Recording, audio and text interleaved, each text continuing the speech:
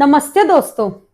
भाव के क्रम में सप्तम भाव में क्या क्या मिल सकता है, वो भी महत्वपूर्ण चीजें आज हम जानेंगे नीरजा तिवारी जी से। नमस्कार। नमस्ते। नमस्ते दोस्तों। भाव की श्रृंखला लेकर हम और आप सब एक बार फिर उपस्थित हैं। सप्तम भाव जीवन की एक ऐसी महत्वपूर्ण कड़ी जिसके बिना जीवन असंभव है। सप्तम भाव हमारे पति का स्थान होता है, यानी महिलाओं के लिए पति का और पुरुषों के लिए पत्नी का।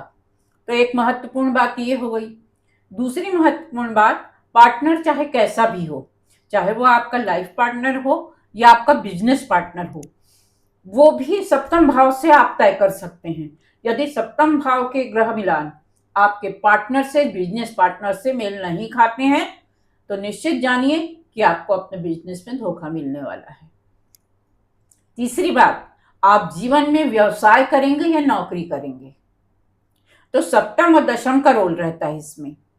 सप्तम और दशम दोनों की कंटिन्यूटी से कोई भी व्यक्ति या तो नौकरी कर सकता है या व्यापार कर सकता है या दोनों कर सकता है। ये दोनों चीजें हम सप्तम और दशम से देखते हैं।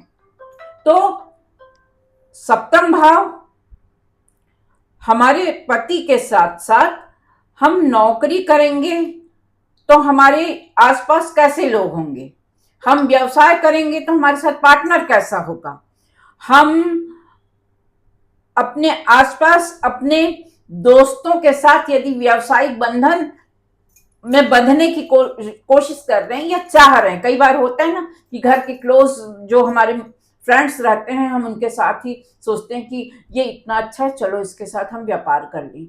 तो ऐसा नहीं करिएगा। आप जब तक संतुष्ट ना हो जाएं अपनी कुंडली और उसकी कुंडली को देख के कि दोनों का संयोग आपको क्या फल देने वाला है, तब तक किसी को भी बिजनेस पार्टनर नहीं बनाना चाहिए। सप्तम भाव जो है जीवन की यात्राओं से भी संबंधित है। यदि चर और अचर दो प्रकार की राशियां होती हैं। चर राशि का संबंध आपके जीवन में निश्चित रूप से छुट-फुट यात्राओं का क्रम लेके आता है ना। तो सप्तम भाव से हम अपनी, एक तो हम थर्ड भाव से देखते हैं अपनी छोटी यात्राएं, तीसरे भाव से देखा जाता है। मतलब एक ज्योतिष में एक परंपरा सी है कि थर्ड भाव आप छोटी यात्राओं के लिए देखें। तो मित्रों के साथ यात्राएं, पार्टनर के साथ यात्राएं, छोटी यात्राएं, बड़ी यात्राएं, तीसरा, सातवां, 12वां, है ना, इससे हम ये सब देख सकते हैं। तो सप्तम भाव का रोल हमारे जीवन में बहुत ज्यादा महत्वपूर्ण है। सप्तम का प्रभाव लग्न पे पड़ता है। आपकी लग्न जो होती है, लग्न देखती है सप्तम को और सप्तम देखता है लग्न को। ये केंद्र भाव माने जाते हैं।